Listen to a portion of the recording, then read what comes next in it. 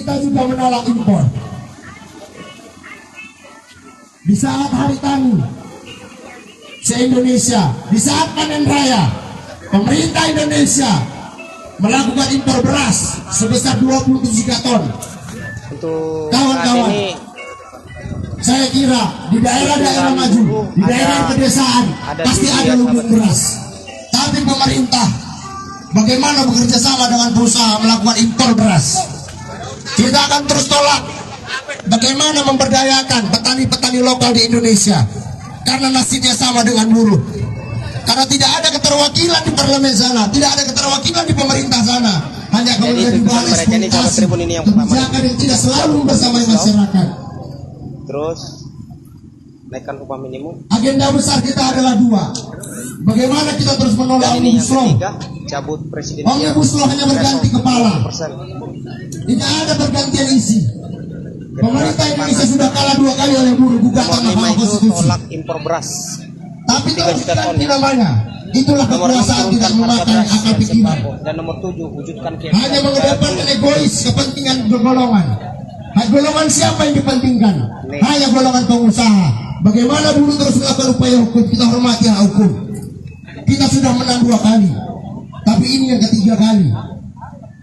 Pemerintah Indonesia memperlakukan dirinya seperti sangat rendah, mempermalukan dirinya di hadapan rakyat Indonesia karena kalah terus 2 kali di pengadilan. Inilah potret kacamata dari pemerintahan Republik Indonesia saat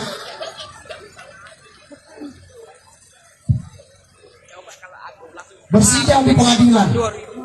Terus kalah. Kita akan terus menang.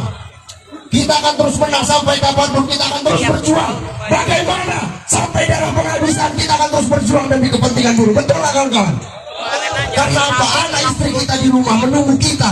Bagaimana kita tiap bulan memberikan uang? Bagaimana penghidupan kita tiap bulan? Kalau kita bukan siapa lagi? Tidak ada pemerintah yang bekerja untuk kita. Jangan berharap kalau ada yang dengar, gak mungkin pemerintah menjerumuskan masyarakat rantai kucing. Gak ada itu. Semua sama. Kepentingan pengusaha yang diakomodir. Kita melihat bagaimana investasi masuk. Investasi masuk, warga jadi korban. Kita melihat bagaimana investasi masuk, pekerja jadi korban.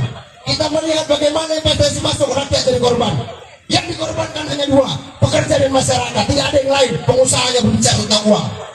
Ketika dia berbicara tentang uang, maka dia akan melihat bagaimana keuntungan dia sebanyak-banyaknya. Pekerja hanya mau tahu bagaimana kami bekerja, bagaimana kami hidup, bagaimana kepastian kami kerja. Setelah kepastian kerja yang dapat, bagaimana keamanan kami bekerja. Omnibus Law tidak mengakomodir bagaimana kepastian kerja, bagaimana keselamatan kerja, tidak diakomodir.